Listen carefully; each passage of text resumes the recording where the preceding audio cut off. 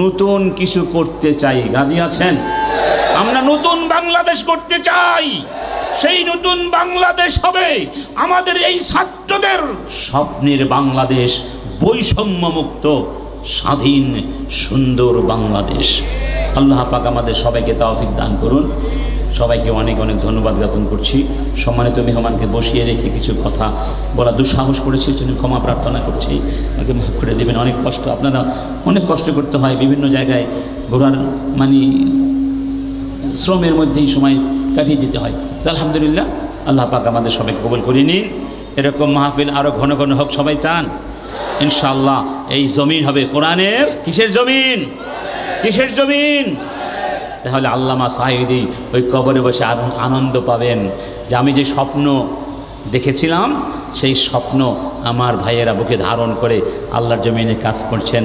আল্লাহ পাক আমাদের সবাইকে কোরআনের বিজয়। আসসালামু আলাইকুম ওয়া রাহমাতুল্লাহি ওয়া বারাকাতুহু।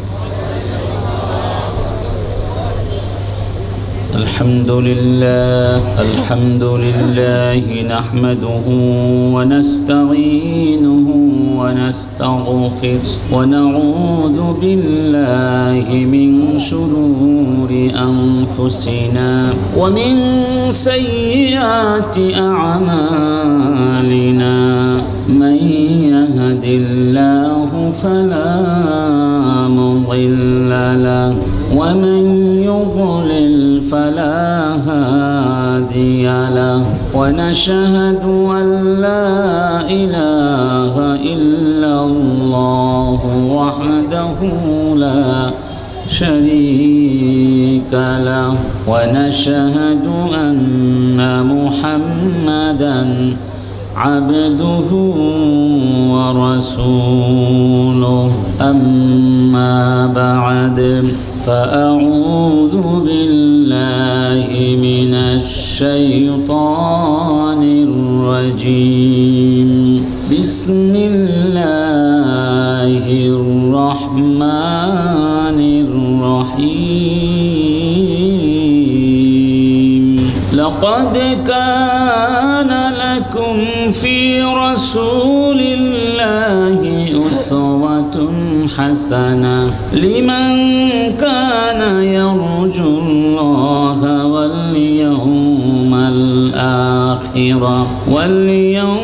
الآخر وذكر الله كثيرا صدق الله العظيم إن الله وملائكته يصلون على النبي يا أيها الذين آمنوا صلوا عليه وسلموا تسليما اللهم صل على مولانا محمد وعلى آل سيدنا مولانا محمد هو الحبيب الذي ترجى شفاعته في كل هول من الأهوال مقتحمي اللهم صل على مولانا محمد وعلى آل سيدنا مولانا محمد পবিত্র রবিউল আউয়াল মাস উপলক্ষে আয়োজিত এনায়েত বাজার জনকল্যাণ সংস্থা কর্তৃক আজকের ঐতিহাসিক সিরাতুন নবী সাল্লাল্লাহু আলাইহি ওয়াসাল্লাম মাহফিলের সম্মানিত স্বনামধন্য সভাপতি, বিশিষ্ট জননেতা, ইসলামিক গবেষক জনাব ডাক্তার মোহাম্মদ ইলিয়াস, উপদেষ্টা এনায়েত বাজার জনকল্যাণ সংস্থা চট্টগ্রাম, মাহফিলের সম্মানিত প্রধান অতিথি, মাজলুম জননেতা, সত্যের অকুণ্ঠ চিত্ত সাহসী উচ্চারণ, লক্ষ লক্ষ মানুষের অত্যন্ত প্রিয় ব্যক্তিত্ব জনাব শাহজাহান চৌধুরী, সাবেক এমপি ও বিশিষ্ট রাজনীতিবিদ, যিনি ইনশাআল্লাহ কিছুক্ষণ পরেই আমাদের কাছে তাশরিফ আনবেন। উপস্থিত বিশেষ অতিথি জনাব মোহাম্মদ নজরুল ইসলাম, বিশিষ্ট পরিবেশবিদ ও ইসলামী চিন্তাবিদ, যিনি কিছুক্ষণ আগে অত্যন্ত সুন্দর করে দিক নির্দেশনামূলক বাস্তবতাকে সামনে রেখে আলোচনা পেশ করেছেন, হাইয়াহুল্লাহ। উপস্থিত মাওলানা সফওয়ান বিন হারুন আল আজহারি, অধ্যক্ষ ফারুকিয়া মদিনাতুল উলুম মাদ্রাসা, যিনি এতক্ষণ ধরে অত্যন্ত সারগর্ভ তথ্য ভিত্তিক আলোচনা পেশ করলেন। আমার অত্যন্ত বন্ধুবর, আপনজন এবং চট্টগ্রামে যাকে বলা হয় বৃদ্ধ সিংহ মাওলানা হারুন সাহেবের ছেলে, হাইয়াহুল্লাহ ওয়া আতালা উমরাহ, অন্যান্য সম্মানিত ওলামায়ে কেরাম, মুরব্বিয়ানে এদম, আমার সামনে উপবিষ্ট প্রাণপ্রিয় সুপ্রিয় মুসলিমন ভাই বন্ধুগণ, সম্মানিত ব্যবসায়িক ভাইয়েরা, যারা যেখানে বসে আলোচনা শুনছেন, আবারও সবাইকে আন্তরিকভাবে সালাম জ্ঞাপন করছি। আশা করি আন্তরিকভাবে ইনশাআল্লাহ সবাই জবাব দেবেন। আসসালামু আলাইকুম ওয়া রাহমাতুল্লাহি ওয়া বারাকাতুহু।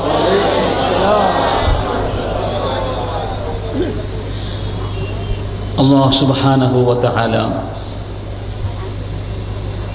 এই বিশ্ব চরাচরে অসংখ্য অগণিত সৃষ্টির ভেতরে আমাদেরকে শ্রেষ্ঠ সম্মানের আসনে অভিষিক্ত করে খিলাফতের দায়িত্ব দিয়ে পৃথিবীতে পাঠিয়েছেন এবং সেই খিলাফতের দায়িত্ব যেন আমরা যথার্থভাবে পালন করে এই পৃথিবীকে নতুন করে সুন্দর করে সাজাতে পারি, যেখানে থাকবে না হানাহানি, মারামারি, হিংসা, বিদ্বেষ, ধ্বংস, হত্যা, গণহত্যা, অবিচার, দুরাচার, অশ্লীলতা, বেহায়াপনা, থাকবে না মানুষের আহাজারি, থাকবে না ক্ষুধার কষ্ট, নিরাপত্তাহীনতার ভয়ানক মানসিক অস্থিরতা।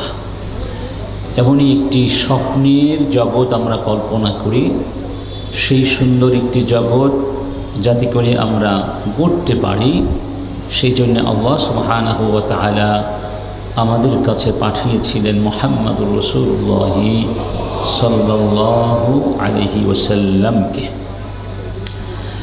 এমন একটি যুগে, যেই যুগটিকে আমরা সবাই নামকরণ করি আইয়ামুল জাহেলিয়া, তথা মূর্খতার যুগ, অজ্ঞতার যুগ, অন্ধকার যুগ। জাহেলিয়াত থেকে আমাদেরকে, মানবতাকে মুক্ত করতে তিনি পৃথিবীতে এসেছিলেন। সেজন্য আল্লাহ সুবহানাহু ওয়া তাআলার কাছে প্রথমে আমরা শুকরিয়া আদায় করছি, যিনি আমাদেরকে সেই মহান নবীর উম্মাত বানিয়ে পৃথিবীতে পাঠিয়েছেন, যার সিরাত নিয়ে আলোচনা করবার জন্য আমরা এখানে একত্রিত হয়েছি। সবাই মহান স্রষ্টার সমীপে শুকরিয়া আদায় করে একসাথে বলছি আলহামদুলিল্লাহ। এই জাতীয় মাহফিলগুলো সমাজের শান্তি শৃঙ্খলা প্রতিষ্ঠার জন্য যেমন প্রয়োজন, তেমনি নিজেদের ভিতরে ইমানি আলো বিকীর্ণ করার জন্য প্রয়োজন। কারণ রাসূলকে চিনতে হবে, জানতে হবে, মানতে হবে। আমরা আমাদের শিক্ষা ব্যবস্থাকে এমন করে সাজিয়ে দিয়েছি, আমাদের সমাজ ব্যবস্থা এমন একটা পর্যায়ে চলে গেছে যে আমরা রাসূলকে চেনার মতো আসলে কোনো সুযোগই পাই না। কথা ঠিক? ঘরে বাহিরে সব জায়গায় নগ্নতা, বেহায়াপনার ছড়াছড়ি চলছে, মহামারী চলছে। রাসূলকে চেনার আমাদের কোনো সুযোগ নেই। কোরআন পড়ার মতো, জানার মতো, বোঝার মতো সুযোগও আমাদের। বিশেষ করে আমরা যে স্বৈরাচারকে বাংলাদেশ থেকে উৎখাত করতে সক্ষম হয়েছি, একটু আগেই আপনারা শুনেছেন, আপনারাও সবাই ভালো করে জানেন। এত সুন্দর একটা মাহফিল এখানে কত বছর পরে হলো? 16 বছর পরে। আজকের এই মাহফিল করার জন্যে ওই স্বৈরাচারীর যুগের মতো অনুমতির কোনো প্রয়োজন হয়েছে? কারণ স্বৈরাচারীরা আল্লাহর জমিনে আল্লাহর দ্বীনের বিজয় হোক এটা সহ্য করতে। এজন্য মূসা আলাইহিস সালাম যখন ফেরাউনের কাছে দ্বীনের দাওয়াত নিয়ে গিয়েছিলেন এবং তার নবুয়তের সত্যতার সপক্ষে প্রমাণগুলো পেশ করেছিলেন, ফাআলকা আসাহু ফাইযা হিয়া সুবানুম মুবিন, তিনি লাঠিটি ফেলে দিলেন, সহসাই লাঠি বিষাক্ত বিষধর সাপ হয়ে গেল। ونزع يده فإذا هي بيضاء للناظرين, আর বগলের ভেতর থেকে হাতটা বের করে নিলেন, সেই হাত পূর্ণিমার চাঁদের মতো চকচক চকচক করতে লাগলো। ফিরাউন তখন বলল, ইন্না হাযা লাসাহিরুন আলিম, এই লোকটি একটা বড় জাদুকর, তোমাদের কি পরামর্শ বলো? তখন তার একমত হলো সব জাদুকর একত্রিত করে ফেরাউনকে পরাভূত করতে হবে, মূসাকে পরাভূত করতে হবে। সবাই জানেন তখন তারা পৃথিবীর বড় বড় জাদুকরকে হায়ার করেছিল না, এবং সেই জাদুকরদের জাদু প্রদর্শনী করবার জন্য বিশাল বিশাল দড়ি, কাশি, যা যা লাগে সব এনে টাল দেওয়া হয়েছিল ইত্যাদি। এরপরে তারা প্রথমে জাদু দেখিয়েছিল এবং তারা বলেছিল সেই লোকগুলো, ওয়া ইজ্জাতে ফিরআউনা ইন্না নাহনু লাগালিবুন, ফেরাউনের ইজ্জতের কসম, আমরাই বিজয়ী হব, আমরাই। এরপরে যখন মূসা আলাইহিস সালাম লাঠি ফেলে দিলেন, সেই লাঠি সাপ হয়ে ওদের সবগুলো সাপ একগ্রাসে খেয়ে ফেলল। ফাউলকিয়াস সাহারাতু সুজ্জাদা, তখন ওই সব জাদুকর সিজদায় পড়ে গেল।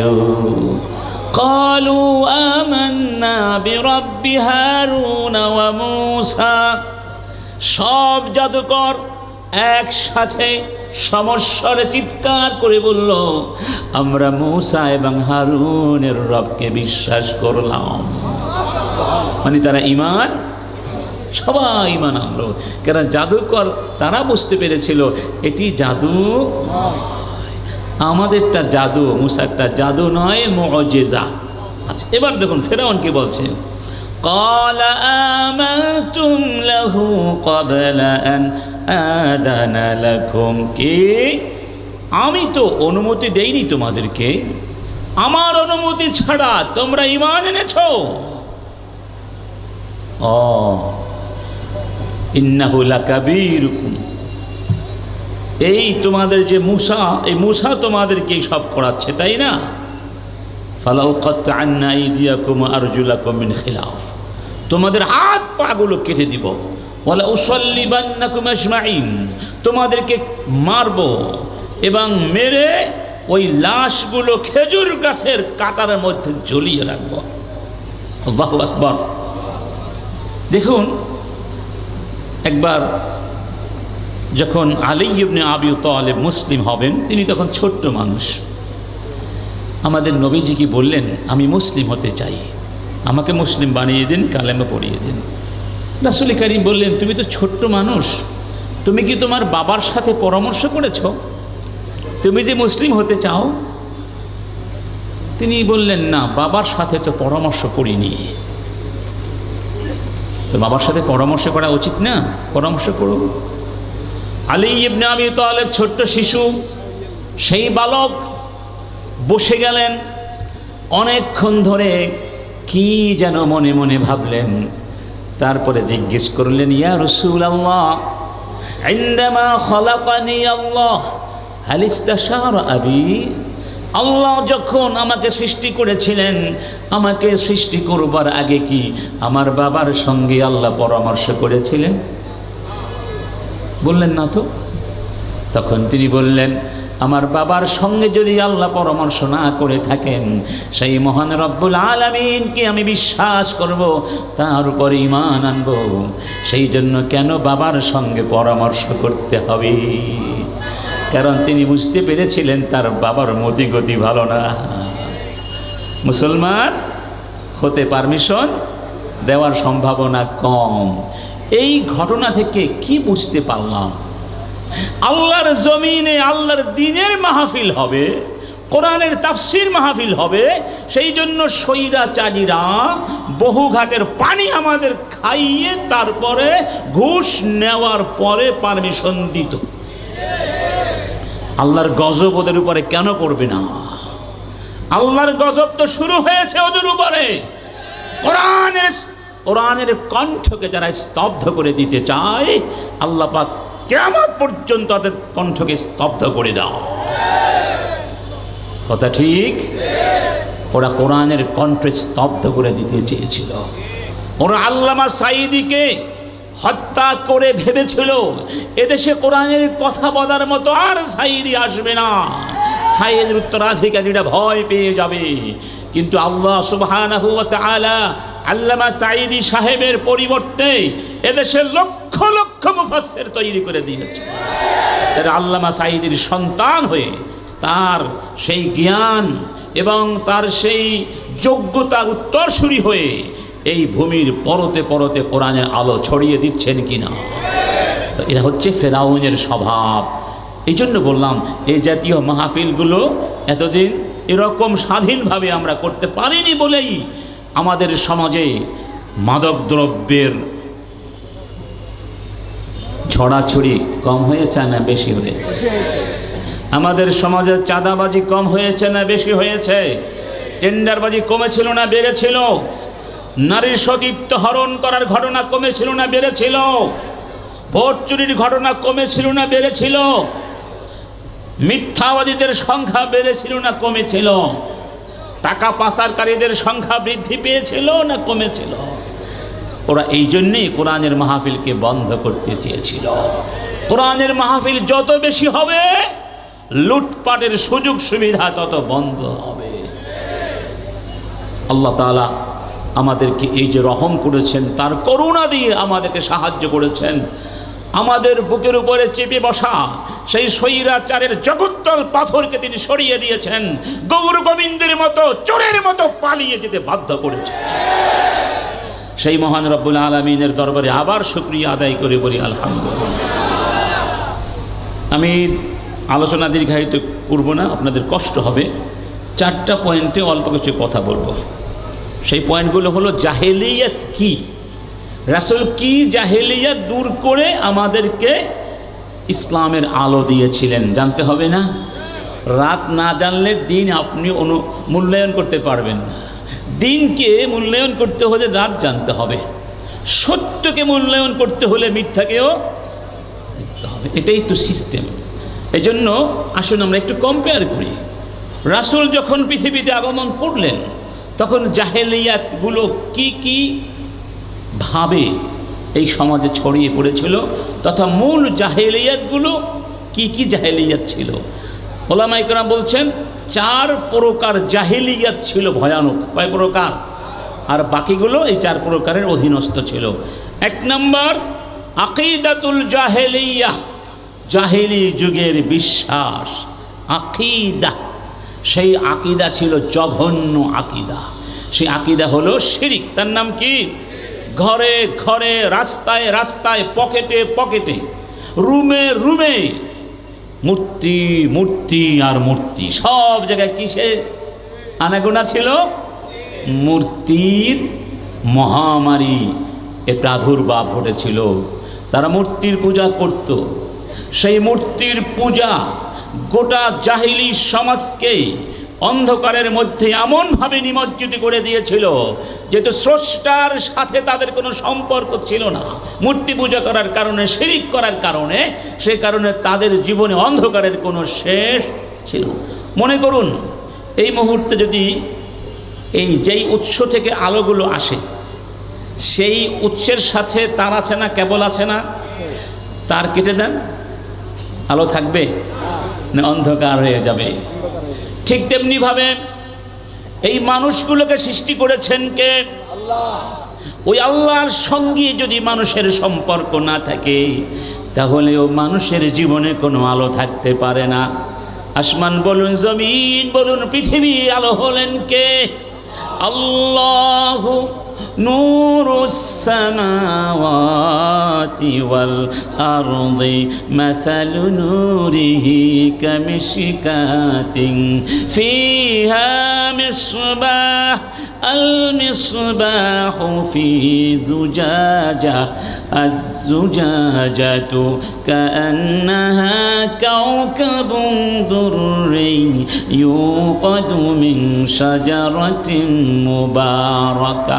এত চমৎকার করে রব্বুল আলামিন নিজের পরিচয় দিয়েছেন, আকাশের নূর আমি, জমিনের নূর আমি, নূরুন আলা নূর, আমি তোমাদের মধ্যে কিছু নূর দিয়েছি, তোমাদের প্রত্যেকের মধ্যে ফিতরাতের নূর দিয়েছি। ওই নূর যদি আমার পক্ষ থেকে আসা ওহির নূরের সঙ্গে সংযুক্ত না হয়ে যায় তাহলে ওই নূর অন্ধকারের মধ্যে হারিয়ে যাবে। এই জন্য আমি তোমাদের জন্য আমার পক্ষ থেকে ওহি নবীদের মাধ্যমে পাঠিয়েছি। সুবহানাল্লাহ। যুগে যুগে এই পৃথিবীতে যখনই মানুষ শিরকের মধ্যে ডুবে যেত আল্লাহ পাকের পক্ষ থেকে নবী রসুলদেরকে পাঠিয়ে দেয়া হতো, ঠিক না বেঠিক? আমাদের প্রথম বাবা কে ছিলেন? আদম আলাইহিস সালাম না? তিনি তো ঈমানদার ছিলেন। তাহলে তারপরে মূর্তিগুলো কি করে আসলো? আমাদের সমাজে সরাসরি হয়তো মুসলিমরা মূর্তি পূজা করে না, কিন্তু পরোক্ষভাবে অনেক মূর্তি পূজা আছে নাকি নাই? আমি প্রায় বলে থাকি, এটা আমার বিশ্বাস, শেখ হাসিনা যদি আরও কয়েক বছর ক্ষমতায় থাকতে পারত ওর বাবার মূর্তির পূজা আমাদেরকে দিয়ে করিয়ে ছাড়ত। এই জন্যই উদ্দেশ্যেই প্রত্যেকটা জেলায় জেলায় পাড়ায় পাড়ায় সে তার বাবার ভাস্কর্য বসিয়েছে। এই ভাস্কর্যকে শেখ হাসিনার বাবার টাকা দিয়ে করেছিল নাকি আপনার টাকা দিয়ে করেছে? আমাদের টাকা দিয়ে তোমার বাবার মূর্তি তৈরি করে আমাদেরকে তোমার বাবার পূজারি বানাবার যে ষড়যন্ত্র করেছিলে, এই জন্য আল্লাহর গজব তোমার উপরে পড়েছে। দেখুন, নূহ আলাইহিস সালামের যুগের কথা। নূহ আলাইহিস সালামের সময় একটা প্লাবন হয়েছিল না? সেই প্লাবনে যারা কাফির ছিল কেউ জীবিত ছিল।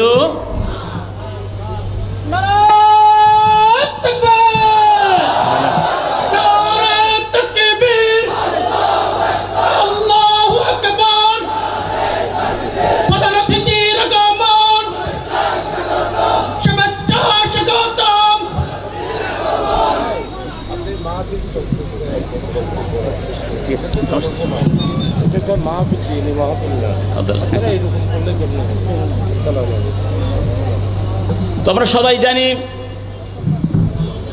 সেই মহাপ্লাবনে সব কাফির মরে গিয়েছিল, শুধুমাত্র কয়েকজন ভালো মানুষকে আল্লাহ পাক বাঁচিয়ে রেখেছিলেন যারা ঈমানদার ছিলেন, ঈমানের পরীক্ষায় যারা উত্তীর্ণ হয়েছিলেন, তাই না? এই ভালো মানুষগুলো যখন মরে গেলেন শয়তান এসে ধোঁকা দিয়েছিল, তোমাদের পিতৃপুরুষেরা যারা বন্যার পরেও বেঁচে ছিলেন তারা অনেক ভালো মানুষ ছিলেন, আল্লাহর ওলি ছিলেন, তোমরা তাদের মূর্তি তৈরি করো, ভাস্কর্য তৈরি করো, ছবি তৈরি করো, তাদেরকে দেখলে তোমাদের কাছে ভালো লাগবে, তোমাদের মধ্যে ঈমান নবায়ন হবে, অনুপ্রাণিত হবে তোমরা ইবাদত করার ক্ষেত্রে। শয়তান কিন্তু বলেনি যে তোমরা ইবাদত করো, প্রথমে উদ্দেশ্য ছিল খুব খারাপ। তারা মূর্তি তৈরি করলো, এভাবে কয়েকটা যুগ প্রজন্ম যখন চলে গেল, মানুষ ভুলে গেল এই মূর্তিগুলো কেন তৈরি করা হয়েছিল, তখন শয়তান এসে ধোঁকা দিয়েছিল এই মূর্তিগুলোর পূজা করত তোমাদের বাপদাদারা, কারো কাছে সন্তান কামনা করত, বিপদ থেকে নাজাত কামনা করত, বাদ শুরু হয়ে গেল মূর্তির কিসের পূজা। এইভাবেই মূর্তির পূজা তৈরি হয়, সৃষ্টি হয় সমাজে। এই জন্য অতিভক্তি থেকে ইসলাম আমাদেরকে নিষেধ করেছে। অতিভক্তি শিরকের অন্যতম কারণ। এই অতিভক্তির কারণেই এদেশের বিভিন্ন জায়গায় মাজার সংস্কৃতি গড়ে উঠেছে। এই মাজারগুলোতে কি হয়? এখানে শিরিক হয়, মাজারে সিজদা হয়, মাজারের নামে মান্যত করা হয়, মাজারকে তাওয়াফ করা হয়, মাজারের কাছে প্রার্থনা করা হয়।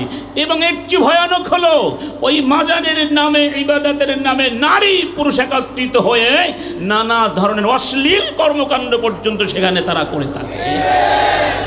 এই জন্য এই মাজার কালচার ইসলাম নিষিদ্ধ করেছে। কবর জিয়ারাত করা সুন্নাহ, কিন্তু কবর জিয়ারাত না করে তোমরা মাজার কালচার তৈরি করে সেখানে গান গাইবে, বাজনা গাইবে, নাচানাচি করবে, ফালাফালি করবে, শিরিক করবে। বিশ্বনবী বলেছিলেন, কুনতু কদ নাহাইতুকুম আন জিয়ারাতিল কবর, আমি তোমাদেরকে কবর জিয়ারাত করতে নিষেধ করেছিলাম। কেন? তোমরা নতুন মুসলিম হয়েছো, তখনও পর্যন্ত কবরের সঙ্গে তোমাদের মাখামাখি থাকতে পারতো, যেভাবে তোমরা অন্ধকার যুগে কবরের পূজা করতে। এই জন্য কবর থেকে তোমাদেরকে আমি বাঁচাতে, তাওহীদের পথে আনার জন্য নিষেধ করেছিলাম। এখন যেহেতু তোমাদের কাছে তাওহীদের কনসেপ্ট ক্লিয়ার হয়েছে, আল্লাহ ছাড়া কেউ কিছু দিতে পারে না, এবার যাও কবর জিয়ারাত করো। রব্বুল আলামিন বলছেন, ومن أضل ممن يدعون من دون الله من لا يستجيب له إلى يوم القيامة وهم عن دعائهم غافلون। যারা আল্লাহকে না ডেকে, আল্লাহর কাছে প্রার্থনা না করে এমন বস্তুকে ডাকে, কিয়ামত পর্যন্ত ডাকলেও সাড়া দেবে না, ওদের চেয়ে বোকা, উদ্ভ্রান্ত, পথভ্রান্ত পৃথিবীতে কেউ হতে পারে না। মাজারের মধ্যে যারা ঘুমিয়ে রয়েছে, যদি ওখানে আসলেই লাশ থেকে থাকে, অনেক মাজারে তো লাশও নাই, কি নাই।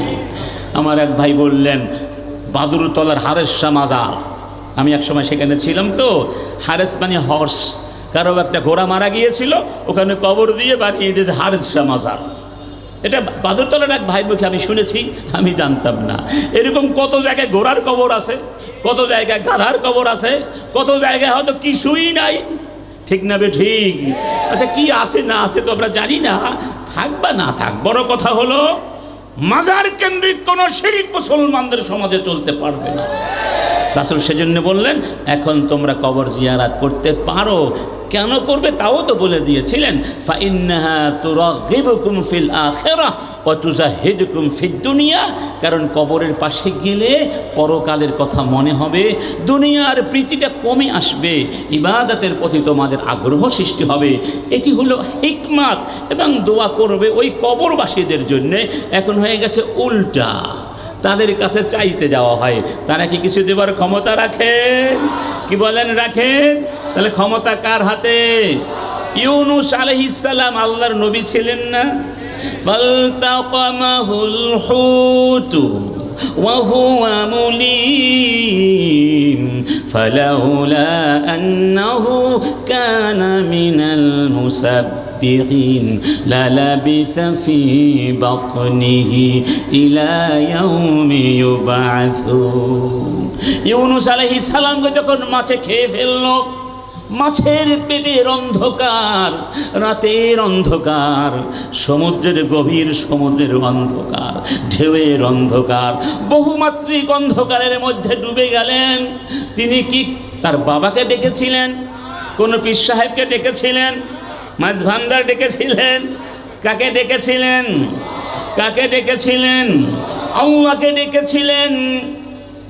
সেই ডাকটা কি ছিল? লা ইলাহা ইল্লা আনতা সুবহানাকা ইন্নী কুনতু মিনাজ জালিমিন। তার সে আর্তনাদ আল্লাহর আরশে চলে গেল। ফেরেশতারা বললেন, ইয়া রব, মনে হচ্ছে তোমার কোনো বান্দা পৃথিবীতে বিপদে পড়েছে, কঠিন বিপদে পড়ে তোমাকে ডাকছেন। রব, তুমি কি শুনতে পাও না? রব্বুল আলামিন বললেন, তার আগে বলো, এই কণ্ঠস্বর কার বলো তো? ফেরেশতারা বললেন, রব্বুল আলামিন, কেমন যেন মনে চেনা চেনা লাগে, মনে হয় খুব পরিচিত কণ্ঠস্বর। রব্বুল আলামিন বললেন, এই কণ্ঠস্বর হলো আমার বান্দা ইউনুসের, আমার বান্দা। ফেরেশতারা বললেন, রব, কোন ইউনুস? যে ইউনুস তোমাকে সব সময় ডাকে, তোমার কথা কখনই ভুলে যান না, সেই ইউনুস। বললেন হ্যাঁ। তুমি কি তাকে উদ্ধার করবে না? তুমি কি তার ডাকে সাড়া দিবে না রব? বললেন অবশ্যই দেব। ফাস্তাজাবনা লাহু ওয়ানাজ্জাইনাহু মিনাল গাম্মি ওয়া কাযালিকা নুনজিল মুমিনিন। নবী বিপদে পড়েছেন, ডেকেছেন কাকে?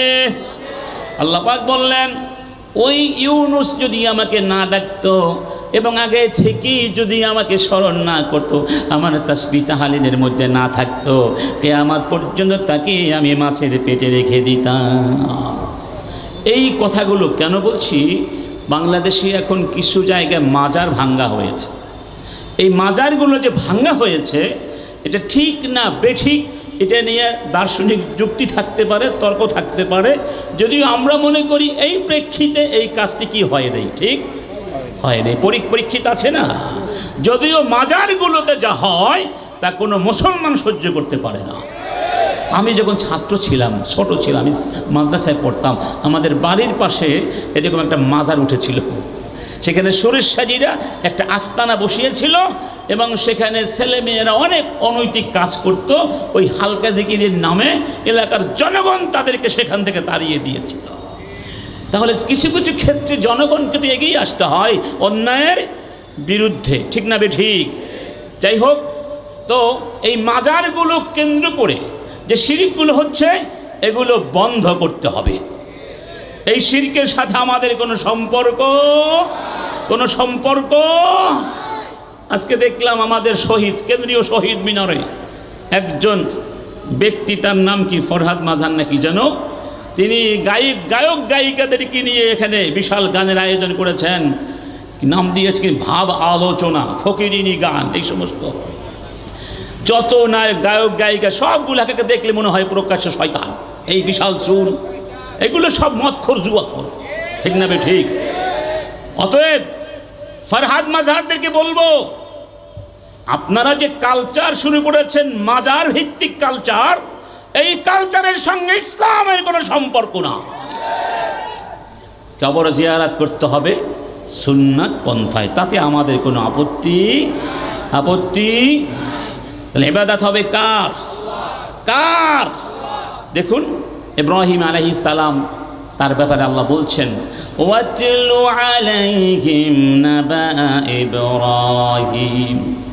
ইব্রাহিমের কথা আমার বান্দাদের সামনে আলোচনা করো, তাদেরকে শুনিয়ে দাও। ইয ক্বালা লিআবিহি ওয়া কওমিহি মা তা'বুদুন। তিনি দেখলেন তার কওমের লোকেরা, তার বাবা, তার আত্মীয় স্বজন সবাই মূর্তির পূজা করছে। জিজ্ঞেস করলেন মা তা'বুদুন, তোমরা এগুলোর কিসের পূজা করো? তখন তারা বলল না'বুদু আসনামান ফানাযাল্লু লাহা আকিফিন। মূর্তির পূজা করি এবং করতেই থাকবো। কি বিয়াদব! মূর্তির পূজা করি, এটা করতেই থাকবো, ছাড়বো না। আছে না এরকম? যত ওয়াজ নসিহত করেন, ছাগলের মতো কানটা ছেড়ে দিলে না, এটা চলতেই থাকবে। কেন চলতে থাকবে? কেন? ইব্রাহিম আলাইহিস সালাম বললেন কেন? হাল ইয়াসমাউনাকুম ইয তাদউন। তোমরা যখন ডাক দাও, ওরা কি ডাক শোনে? আও ইয়ানফাউনাকুম আও ইয়াদুররুন। ওরা কি কোনো সাহায্য করতে পারে, কোনো ক্ষতি করতে পারে? ক্বালু বাল ওয়াজাদনা আবাআনা কাযালিকা ইয়াফআলুন। এত যুক্তি ফুক্তি বুঝি না, বাপ দাদা করতো তাই করছে। ইন্না লিল্লাহি। তখন তিনি জবাব দিলেন, শোনো, قال أفرأيتم ما كنتم تعبدون أنتم وآباؤكم الأقدمون فإنهم عدو لي إلا رب العالمين। শুনে নাও আমার জাতি, ওই মূর্তির সঙ্গে আমার কোনো সম্পর্ক নাই। তোমরা আর তোমাদের বাপ দাদা করেছ, এগুলো সব আমার শত্রু। আমার রবকে শোনো, আমার রবকে আল্লাযী খালাকানি ফাহুয়া ইয়াহদিন, যিনি আমাকে সৃষ্টি করেছেন তিনি আমাকে সঠিক পথের হেদায়েত দেবেন। ওই মূর্তি ফুর্তির কাছে আমার হেদায়েত চাওয়ার কোনো দরকার, যিনি সৃষ্টি করেছেন তিনি পথ দেখিয়ে দেবেন। সুবহানাল্লাহ। ওয়াল্লাযী হুয়া ইউত'ইমুনি ওয়া ইয়াসকিন, যিনি আমাকে পানাহার করান, খাবার দান, পানীয় দান করেন, যার রিজিক খেয়ে আমি বাঁচি, আমি সেই রবের ইবাদত করব। ওয়া ইযা মারিদতু ফাহুয়া ইয়াশফিন, আমি অসুস্থ হয়ে গেলে তিনি আমাকে শেফা দান করেন। আল্লাহ শেফা না দিলে কোনোদিন শেফা পাওয়া সম্ভব নয়। ওয়াল্লাযী হুয়া ইউমিতুনি সুম্মা ইউহয়িন, তিনি আমাকে মৃত্যু দিবেন, তিনি আমাকে জীবন দিয়েছেন। ওয়াল্লাযী আতমাউ আন ইয়াগফিরা লি খাতিআতি ইয়াউমাদ্দিন, এবং সেই রবের কাছে দোয়া করছি, আমি তার করুণার লোভী, প্রত্যাশা করছি আল্লাহ যেন কিয়ামতের কঠিন ময়দানে আমার গুনাহগুলো ক্ষমা করে দেন। আল্লাহু আকবার। অতএব যারা মূর্তি পূজা করে, যদি নিজের বিবেককে একটু জিজ্ঞেস করে, এই জিনিসটি তো আমি আমার হাত দিয়ে তৈরি করলাম, এই জিনিসটির কি ক্ষমতা আছে? কোনো ক্ষমতা আছে? এটা বোঝার জন্য অনেক বড় বিজ্ঞানী হওয়া দরকার।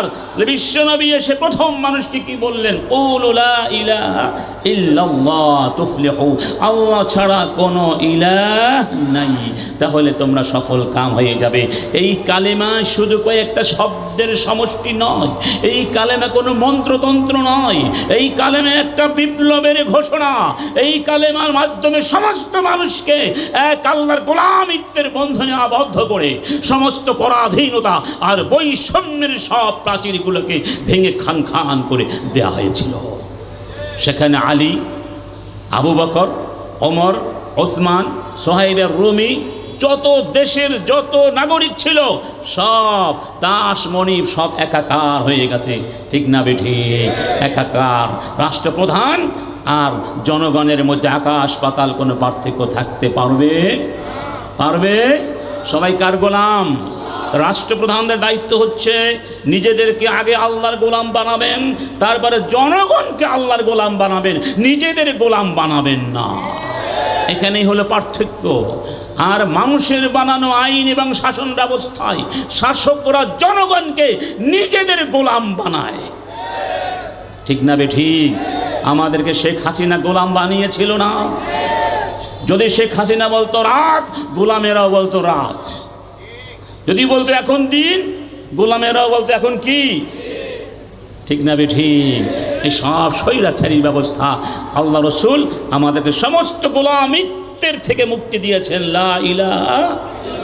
এই জন্য কাদেসিয়ার যুদ্ধে রুস্তম সেনাপতি যখন জিজ্ঞেস করলো মুসলিমকে, সাহাবী, তার নাম ছিল রবিঈ বিন আমের, তোমরা কেন যুদ্ধ করো, কেন এসেছো আমাদের দেশে? রবিঈ বিন আমের তখন বলেছিলেন, আমরা তোমাদের জমি দখল করতে আসি নাই, আমরা এসেছি কেন জানো? লিনুখরিজা ইবাদাল্লাহি মিন ইবাদাতিল ইবাদি ইলা ইবাদাতিল্লাহ, আমরা মানুষকে মানুষের গোলামিত্ব থেকে বের করে এক আল্লাহর গোলামিত্বের পথে নিতে এসেছি। তাহলে মানুষ গোলামি করবে কার? মাথা নত করবে কার কাছে? কারণ সৃষ্টি করেছেন কে? জমিনের মালিক কে? আকাশের মালিক কে? সব কিছুর মালিক কে? রব্বুস সামাওয়াতি ওয়াল আরদি ওয়া মা বাইনাহুমা ফা'বুদহু ওয়াসতাবির লিইবাদাতিহি হাল তা'লামু লাহু সামিয়্যা। রব্বুল আলামিন বলছেন, আমি আকাশের রব, আমি জমিনের রব, এই দুয়ের মধ্যে যা কিছু সব কিছুর রব আমি। অতএব ইবাদত করতে হবে আমার সঙ্গে কাউকে শরীক করতে পারবে না। সুবহানাল্লাহ। وقل الحمد لله الذي لم يتخذ ولدا ولم يكن له شريك في الملك ولم يكن له ولي من الذل وكبره تكبيرا। বলো সব প্রশংসা আল্লাহ, বলুন আলহামদুলিল্লাহ। তার কোনো শরীক, তার কোনো শরীক, তাকে কেউ অপমান করতে পারে না। তার কোনো বন্ধুরও দরকার, তিনি সমস্ত ক্ষমতার মালিক। এই জন্য সেই মহান রবের শ্রেষ্ঠত্বতা ঘোষণা করে বলো আল্লাহু আকবার, আল্লাহু আকবার ওয়া কাব্বিরহু তাকবীরা। ইতিহাস ভুলে যাবেন না, অনুরোধ করছি। 16টি বছর ধরে স্বৈরাচারীরা আমাদেরকে মুক্তভাবে স্বাধীনভাবে চিৎকার করে সমস্ত ভক্তি শ্রদ্ধা ভালোবাসা অনুরাগ নিয়ে আকাশ বাতাসকে মুখরিত করে দিয়ে আল্লাহু আকবার তাকবীর পর্যন্ত দিতে দেয় নাই।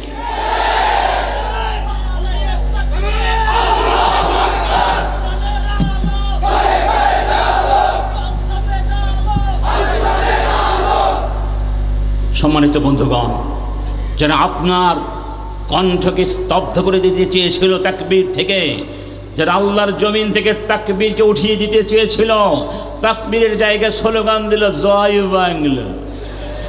গেলাম হজ করতে, উঠলাম বিমানে, একটু পরেই জয় বাংলা অ্যানাউন্সমেন্ট করে জয় বাংলা। মন চাচ্ছিল থাপ্পড় দিয়ে দাঁত সবগুলো ফেলে দেই। জয় বাংলা আমাদেরকে ওই যে আগে এক ধরনের তিতা ট্যাবলেট কি বলতেন, কোন কি তিতা ট্যাবলেট খাওয়াতো, ট্যাবলেট বানিয়ে খাওয়াতে চেয়েছিল, ঠিক না? কিন্তু আলহামদুলিল্লাহ খাওয়াতে, এটা জয় বাংলার ভূমি নয়, এটা শেখ মুজিবের মূর্তি বসাবার ভূমি নয়, এটা ভারতের অনুগত কোন দাসদের ভূমি নয়, এটা স্বাধীন সার্বভৌম মুসলমানদের বাংলাদেশ। এই দেশের গভীরে আছে আল্লাহু আকবার। এই দেশের লক্ষ লক্ষ মসজিদে কি হয়? আল্লাহু আল্লাহু। ওরা যে আজানকেও বন্ধ করে দিয়েছিল, যেখানেই সুযোগ পেয়েছে মাইক বন্ধ করে দিয়েছে। বিশ্ববিদ্যালয়ে কি মাইক বন্ধ করে দেয় নাই?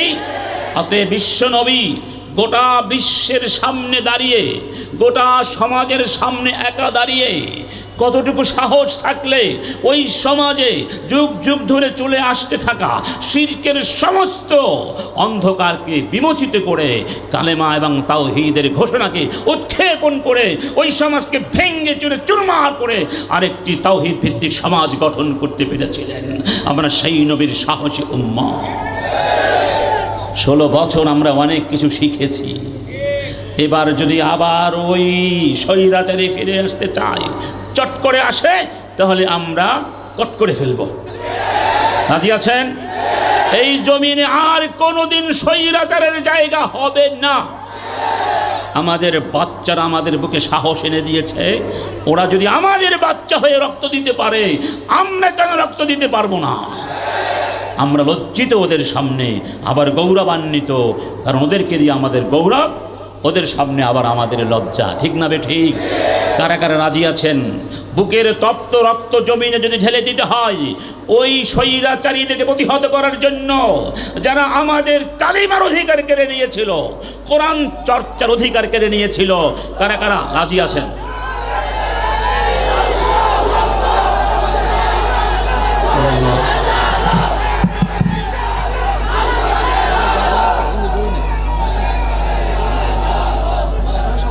আলহামদুলিল্লাহ, বারাকাল্লাহু ফিকুম। আমি আমাদের সম্মানিত প্রধান অতিথি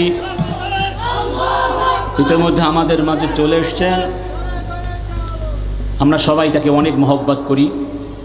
তিনি আমাদের অনুপ্রেরণার বাতিঘর, অধ্যাপক জনাব শাহজাহান চৌধুরী সাহেব। তিনি যখন কারোর সঙ্গে কথা বলেন, সেই ব্যক্তি মনে করে আমাকেই মনে হয় সবচেয়ে বেশি ভালোবাসেন উনি। রাসূলের চরিত্র, কার চরিত্র? সব সাহাবী মনে করতে রাসূল আমাকে সবচেয়ে বেশি ভালোবাসেন। এই যে সবার জন্য মনকে অবারিত করে দিয়ে বুকে জড়িয়ে নেওয়া, নেতৃত্বের এই কোয়ালিটি সবার মধ্যে আল্লাহ রাব্বুল আলামিন তার মধ্যে দান করেছেন। এই জন্য ধনী গরিব সবাই মন থেকে তাকে আমরা মহব্বত করি। ঠিক না বে ঠিক? রাত অনেক হয়ে গেছে। আমি বলেছিলাম 4টা পয়েন্ট একটু কথা বলবো। একটা হলো আকিদাতুল জাহেলিয়া পৃথিবীতে থাকতে দেওয়া যাবে।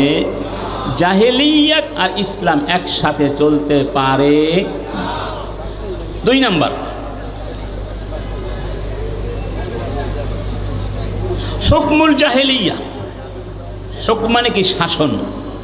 জাহেলিয়াতের শাসন ব্যবস্থা। ভালো করে শুনবেন। রসুল করিম সাল্লাল্লাহু আলাইহি ওয়াসাল্লাম যদি বলতেন তোমরা বাবাজিরা পূজা করছো, করো, সমস্যা নাই, তোমরা পূজা করো, তোমরা মদ খাও, তোমরা ব্যভিচার করো, তোমরা মারামারি হানাহানি করো, আমি আমার কয়েকজন সাথীকে নিয়ে ওই এক কোনায় বসে সারাদিন জিকির আজকার করব, তোমাদের সমাজ পরিচালনার কার্যক্রমে আমি কোনো হস্তক্ষেপ করব না, আমার কোনো কথাই নেই, সে নাই। তখন তারা বলতো তোমার মতো মডারেট মুসলমান তোমার দেখি নাই, বলো মুহাম্মদ তোমার কয়টা মসজিদ লাগবে, তোমাকে 500 মডেল মসজিদ বানিয়ে দেব। মডেল মসজিদ বানিয়ে অহংকার করে মসজিদ বানিয়েছি, এটা বানিয়েছে, সেটা বানিয়েছি, আমার বাবা ইসলামিক ফাউন্ডেশন বানিয়েছে, আমরাই তো ইসলামের কি মহানায়ক।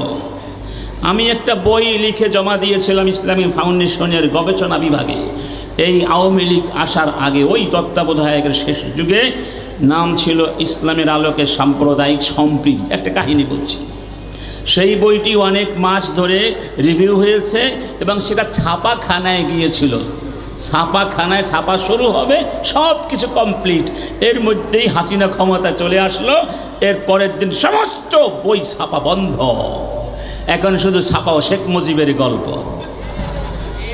সব ইসলামিক ফাউন্ডেশন ছিল জ্ঞান বিজ্ঞানের এক মহা খনি, সেই খনিকে ধ্বংস করে প্রথম ধ্বংস করেছে শামীম মোহাম্মদ আফজাল্লাহ।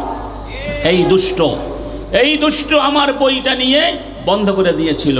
পরে আমি গিয়ে বললাম ভাই ঠিক আছে আমার বইটা দিয়ে দেন, আমি এখান থেকে ছাপাবো না, দরকার নেই, কেন আমার এটা দরকার ছিল প্রমোশনের জন্য, আমার প্রমোশন হয়ে গেছে, এটা লাগবে না। তখন ডক্টর হারুন নামে এক লোক আছে ওখানে, এখনও জানি না আছেন কি না, বলে ভাই আপনার বইটার সব কাজ শেষ, রেখে যান, হয়তো একটা সময় আসবে, এই সুযোগ আবার আসবে, একটু অপেক্ষা করেন। আমি সেই জন্য বইটা এখনো পর্যন্ত আনি নাই, ওখানেই পড়ে আছে, আশা করছি ইনশাআল্লাহ এই বইটা হয়তো আলোর মুখ দেখতে পাবে। এই বইটা রিভিউ করেছিলেন ডক্টর মুস্তাফিজুর রহমান এবং ডক্টর খন্দকার মোহাম্মদ জাহাঙ্গীর, এবং তারা অনেক অ্যাপ্রিসিয়েট করেছিলেন, অনেক।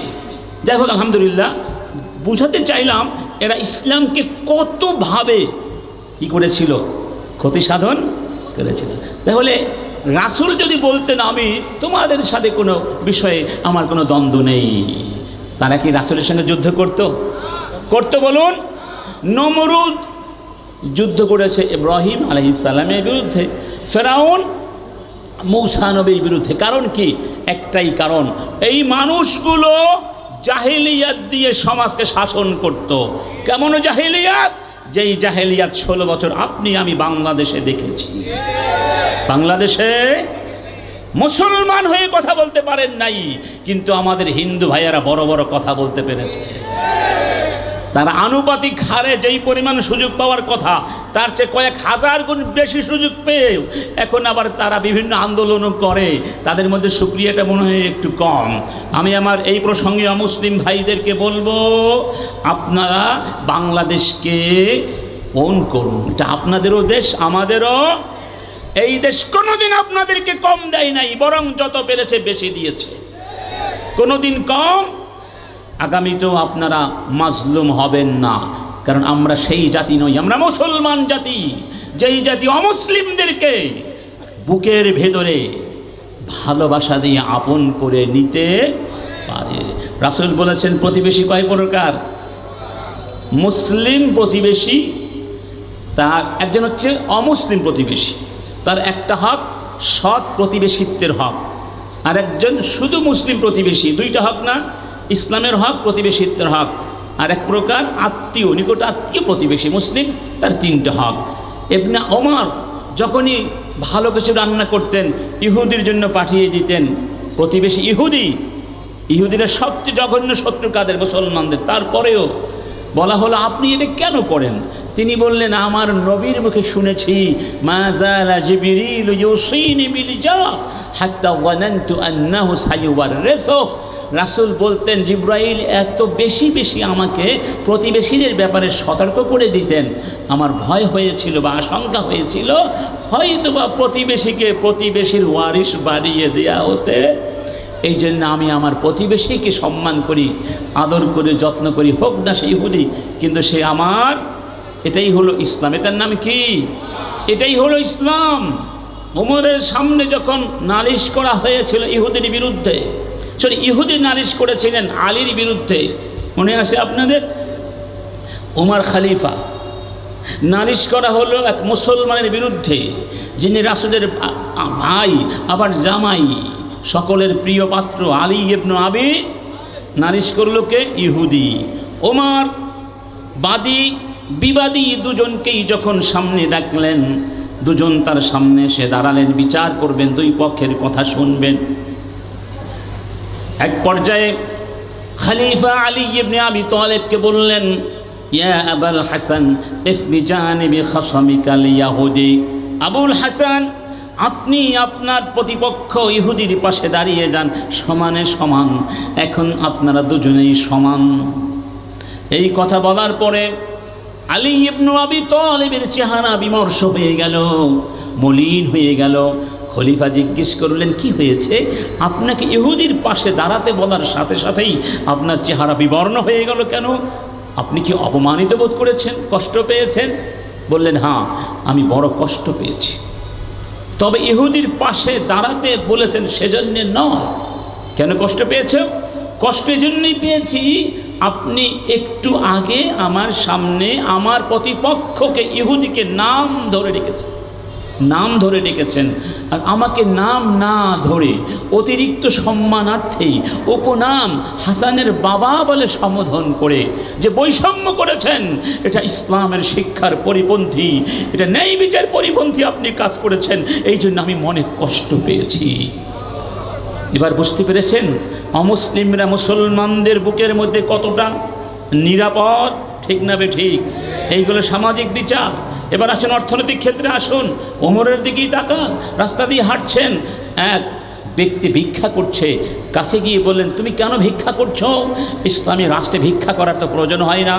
ওই ব্যক্তি বলল, আমি একজন অমুসলিম, সেই ব্যক্তিও ইহুদি ছিল, এখন উপার্জন করতে পারছি না, তাই আমি ভিক্ষা করছি। ওমর বললেন, তোমাকে আমরা জুলুম করেছি ভাই, তুমি যখন যুবক ছিলে ইনকাম করতে ট্যাক্স দিতে, এখন তুমি ইনকাম করতে পারছো না, ট্যাক্স দিচ্ছ না, তোমাকে রাস্তায় ফেলে দিয়েছি, আমাকে মাফ করে দাও।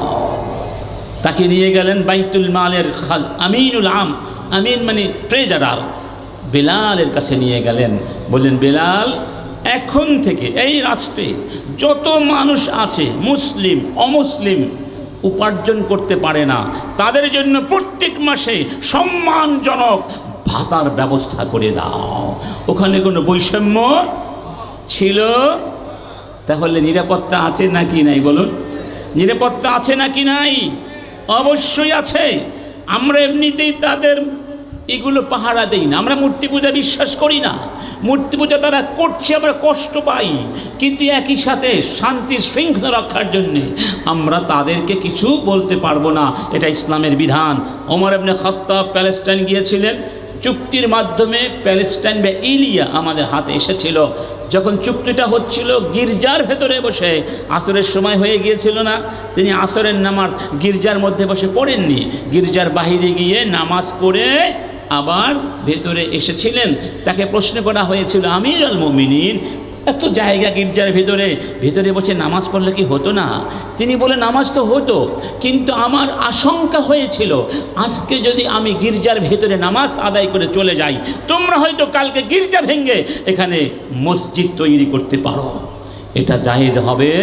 তাহলে মুসলমানদের দেশে অমুসলিমরা নির্ঝঞ্ঝাটে স্বাধীনভাবে তাদের ধর্ম পালন করতে পারে, তাদের জন্য সব অধিকার আছে।